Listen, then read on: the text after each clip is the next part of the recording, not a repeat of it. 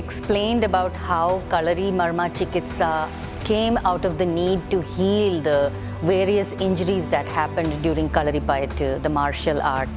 And I can see how this can be applied to sports injuries.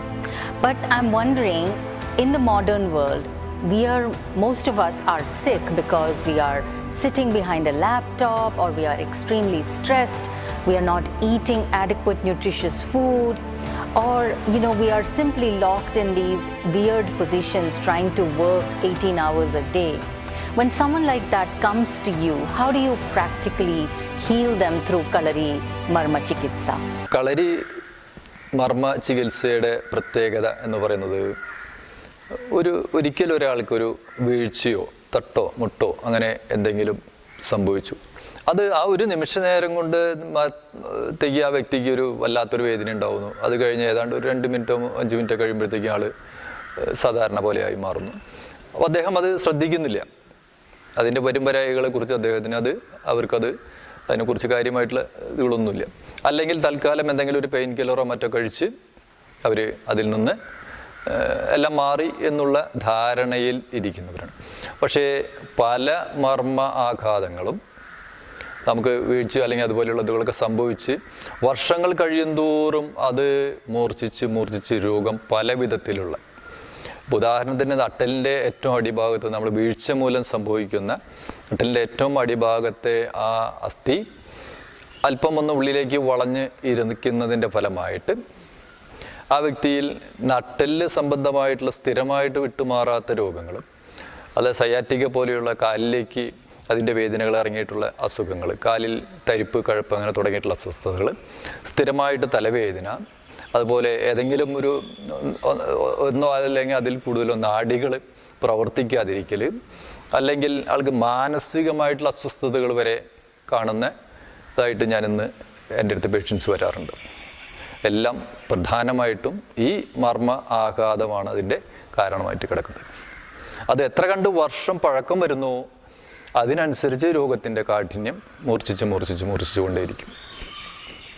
അപ്പോൾ ഇത്തരത്തിൽ ഏറ്റവും highlight ചെയ്ത് അല്ലെങ്കിൽ ഏറ്റവും എടുത്തു പറയേണ്ടത് പഴകിയ മർമ്മ ആഘാതങ്ങളാണ് നമ്മൾ ഏറ്റവും കൂടുതലായിട്ട് മാറ്റിക്കളയുന്നത്. ഇതിന്ന് ലാപ്പ് ഉപയോഗിക്കുന്നവരോ അല്ലെങ്കിൽ ആധുനികരോ പുരാതനോ അങ്ങനെയുള്ള വ്യത്യാസമൊന്നും തന്നെ ഇല്ല. ആർക്കും എപ്പോൾ വേണമെങ്കിലും സംഭവിക്കാം. അതിൽ തന്നെ ഇപ്പോൾ കൂടുതലായിട്ട് ഇരുന്നു കൊണ്ട് ജോലി ചെയ്യുന്ന അല്ലെങ്കിൽ ഇതുപോലെയുള്ള കാര്യമായിട്ട് വ്യായാമങ്ങളൊന്നുമില്ലാത്ത ആളുകൾക്ക് നല്ല ഒരു വ്യായാമ രീതി കൂടി നമ്മളിവിടെ പഠിപ്പിച്ചു കൊടുക്കും. അതുപോലെ ശരിയായിട്ടുള്ള ഭക്ഷണ രീതികൾ നമ്മളിവിടെ പറഞ്ഞു കൊടുക്കും. ആ രീതിയിലാണ് നല്ല ഭക്ഷണം കഴിക്കേണ്ടതിൻ്റെ പ്രാധാന്യം നമ്മൾ അവരെ പറഞ്ഞ് പഠിപ്പിച്ച് ആ രീതിയിലാണ് അവരെ നല്ലൊരു ലൈഫ് സ്റ്റൈലിലേക്ക് കൊണ്ടുവരുന്നത്. അതിൽ തന്നെ കഴിക്കാൻ പാടുള്ള ഭക്ഷണങ്ങൾ ഏത്, കഴിക്കാൻ പാടില്ലാത്ത ഭക്ഷണങ്ങൾ, ഒരു ഉദാഹരണത്തിന് മോര് കൂട്ടി ഉണ്ണുന്നവനും തൈരും പപ്പടം കൂട്ടി ഉണ്ണുന്നവനും വൈദ്യനെ കാണേണ്ടതില്ല എന്ന് പറയും. അതായത് മോര് കൂട്ടി ഉണ്ണുക എന്ന് പറഞ്ഞാൽ അത് സമ്പൂർണ്ണമായിട്ടുള്ള ഭക്ഷണമാണ്. അത് കഴിക്കാനും സമയമൊക്കെ ഉണ്ട്, അതിന് വിധികളൊക്കെ ഉണ്ട്. അത് സമ്പൂർണ്ണമായിട്ടുള്ള ഭക്ഷണമാണ്. പക്ഷെ തൈരും പപ്പടം കൂട്ടി ഉണ്ണുക എന്ന് പറഞ്ഞാൽ അത് വിരുദ്ധ ആഹാരമാണ്. അത് കഴിക്കുന്ന വ്യക്തികൾ വൈദ്യനെ കണ്ടിട്ട് കാര്യമില്ല, അത്രയേറെ വിഷമാണത്. അത്തരത്തിൽ നമ്മൾ ഒരുമിച്ച് കഴിക്കാൻ പാടില്ലാത്ത ഒരുപാട് ഭക്ഷണങ്ങളുണ്ട്. അതേ സമയത്ത് തൈര് ഒറ്റയ്ക്ക് നമുക്ക് കഴിക്കാം, നല്ല ഭക്ഷണമാണ്.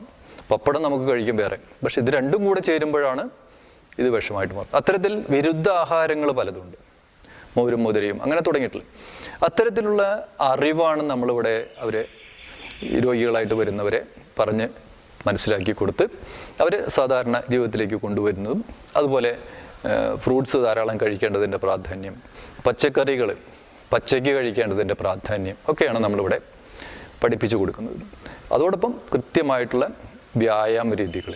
അപ്പോൾ അവരുടെ ജോലി സംബന്ധമായിട്ടുള്ള സ്ട്രെസ്സ് അല്ലെങ്കിൽ ടെൻഷനും കാര്യങ്ങളൊക്കെ നമുക്ക് കുറച്ച് കൊണ്ടുവന്ന് നല്ല ആരോഗ്യത്തോടു കൂടി ജീവിക്കാനായിട്ട് അവർക്ക് സാധിക്കുന്നുള്ളതാണ്.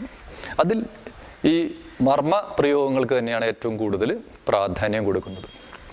ഞാൻ മർമ്മപ്രയോഗത്തിൻ്റെ ഒരു പ്രത്യേകത എന്ന് പറയുന്നത് ഒരു വ്യക്തിയിൽ ഹൈ എനർജി ഉണ്ടെങ്കിൽ അതിനെ നമുക്ക് വളരെ ഈസി ആയിട്ട് കുറച്ചു കൊണ്ടുവരാനും, അതേസമയത്ത് ലോ എനർജി ആണെങ്കിൽ അതിനെ വളരെ കൂട്ടിക്കൊണ്ടുവരാനും കഴിയുന്ന തരത്തിലുള്ള വളരെ നല്ല മർമ്മസ്ഥാനങ്ങൾ നമ്മുടെ ശരീരത്തിൽ തന്നെയുണ്ട്. ഇതൊക്കെ ഗുസ്തി മത്സരത്തിനൊക്കെ പോകുന്ന ആളുകൾ, ഇപ്പോൾ നമ്മുടെ ചെവിയുടെ പുറകിലുള്ളൊരു മർമ്മസ്ഥാനം, അത് അവിടെ കാലുകൊണ്ട് പ്രസ് ചെയ്തിട്ട് എതിരാളിയുടെ എനർജിയെ കുറയ്ക്കുന്നതൊക്കെ കാണാൻ പറ്റും. അത് വളരെ വിദഗ്ധരായിട്ടുള്ള ആളുകൾക്ക് മാത്രമേ അത് ചെയ്യാൻ കഴിയുള്ളൂ, അത് മനസ്സിലാക്കാനും കഴിയുള്ളൂ. അത്തരത്തിലുള്ള മർമ്മ സ്ഥാനങ്ങൾ നമ്മുടെ ശരീരത്തിൽ ധാരാളമായിട്ടുണ്ട്. അത് പഠിച്ചാൽ ജീവിതത്തിൽ പല വിധത്തിൽ നമുക്ക് ഉപകരിക്കും എന്നുള്ള കാര്യത്തിൽ തർക്കമില്ല.